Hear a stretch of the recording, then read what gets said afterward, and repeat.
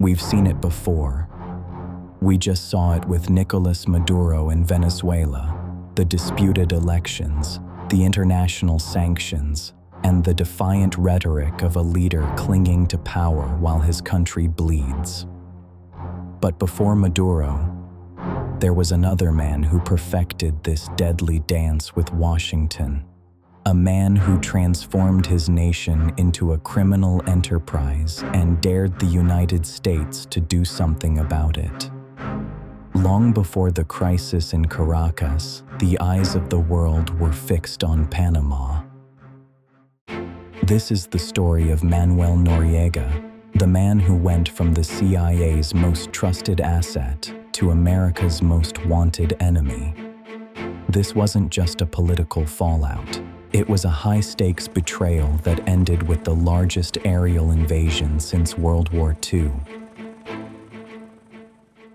Manuel Noriega was not born into power. He carved his way into it through the dark alleys of intelligence and betrayal. Born in a poor neighborhood of Panama City, he rose through the military ranks with a cold, calculating efficiency.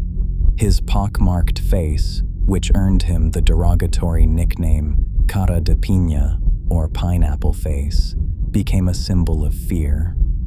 By the 1970s, he was the head of Panama's military intelligence, making him the most informed man in the country. He knew everyone's secrets, from local politicians to the highest-ranking officials in the Pentagon. For years, he was the CIA's most valuable asset in the region, acting as a bridge between the United States and the turbulent politics of Central America. The 1980s saw Noriega reach the pinnacle of his power, but it was built on a foundation of shifting sands. While he was accepting millions of dollars from the CIA to fight communism, he was simultaneously opening Panama's borders to the Medellin cartel. He turned the country into a giant laundromat for drug money. Pablo Escobar and the Ochoa brothers didn't just see Panama as a transit point. They saw it as a safe haven. Noriega provided the airstrips, the guards, and the banking infrastructure used to smuggle cocaine into the United States. Much like the modern cartel of the Suns we see today, Noriega proved that when a military controls a country, the line between government and organized crime completely disappears. By 1987, the mask began to slip. A former close ally, Colonel Roberto Diaz Herrera, publicly accused Noriega of electoral fraud, corruption, and the murder of political rival Hugo Spadafora. The streets of Panama erupted in protests. The U.S. government, under pressure from domestic anti-drug sentiment, could no longer ignore Noriega's crimes. Economic sanctions were imposed, freezing Panamanian assets and strangling the economy. In February 1988, federal grand juries in Miami and Tampa indicted Noriega on massive drug trafficking charges. The CIA's former golden boy was now officially an international fugitive, and the rhetoric from Washington turned from diplomatic concern to military threats. In May 1989, the world watched as Panama held national elections. The opposition candidate, Guillermo Endara, won by a landslide, but Noriega had no intention of stepping down. He declared the results void and sent his Dignity battalions, thuggish paramilitary groups, into the streets. In a chilling scene broadcast globally, opposition leaders were beaten with iron bars while Panamanian police stood by and watched. This was the final nail in the coffin for Noriega's international legitimacy. President George H.W. Bush began moving additional troops to the Canal Zone, signaling that the time for talk had ended. The tension snapped on December 16th, 1989. 4 U.S. officers were stopped at a roadblock near Noriega's headquarters. In the chaos that followed, Marine Lieutenant Robert Paz was shot and killed. For President Bush, this was the casus belli, the justification for war. On December 20th, at 1 a.m., Operation Just Cause was launched. It was an overwhelming display of force. Paratroopers from the 82nd Airborne Division dropped into the darkness, while the F-117 stealth fighter made its combat debut, dropping bombs to disorient the Panamanian Defense Forces. The objective was simple: bring Noriega to justice.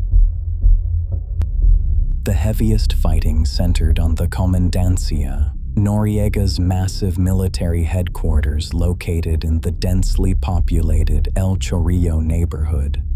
As U.S. forces moved in with AC-130 gunships and tanks, the wooden tenement buildings of the district caught fire.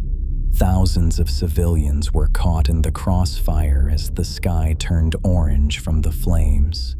The neighborhood was decimated, leaving thousands homeless and creating a controversy over civilian casualties that lasts to this day. Amidst the smoke and the thunder of explosions, Noriega realized his army was melting away. He ditched his uniform, grabbed a handgun, and disappeared into the labyrinth of Panama City. On Christmas Eve, after 4 days on the run, Noriega shocked the world by appearing at the gates of the Apostolic Nunciature, the Vatican's embassy. He demanded political asylum. The U.S. military quickly surrounded the building, but international law prevented them from storming it. What followed was a surreal 10-day standoff. To break Noriega's will, the U.S. Army's psychological operations units set up a massive wall of speakers. They bombarded the embassy with 24-hour rock music, ranging from Jethro Tull to Van Halen. The psychological pressure was intense, not just for Noriega, but for the Vatican diplomats trapped inside with him. By the beginning of January 1990, Noriega's options had vanished. The Vatican was tired of his presence. The Panamanian people were protesting outside the embassy gates, and the U.S. was not backing down. On the night of January 3rd, Noriega finally gave up.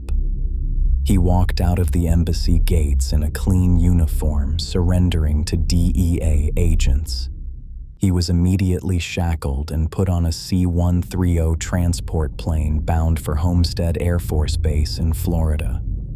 The man who had ruled Panama with an iron fist for 6 years was now a common prisoner, heading to a country where he was facing a life sentence.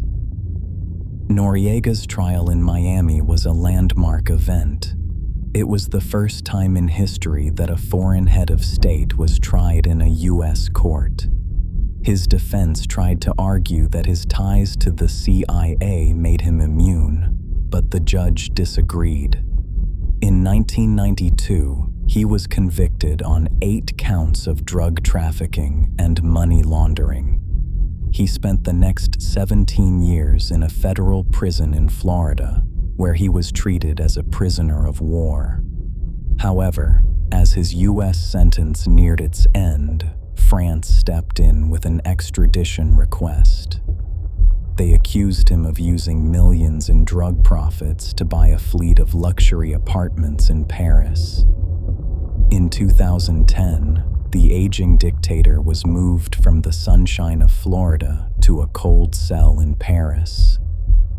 In late 2011, France finally sent Noriega back to Panama. He returned to his homeland as a broken man in a wheelchair, far removed from the powerful general who once defied the White House. He was moved to El Renicher prison to serve sentences for his involvement in the murders of his political opponents. In his final years, he lived in relative obscurity, occasionally appearing in the news for health issues or his failed lawsuit against a video game company. When he died in May 2017 following complications from brain surgery, the reaction in Panama was quiet. There was no revolution, no uprising, just the silent closing of a chapter on a man who proved that in the game of shadows, the shadows always win in the end.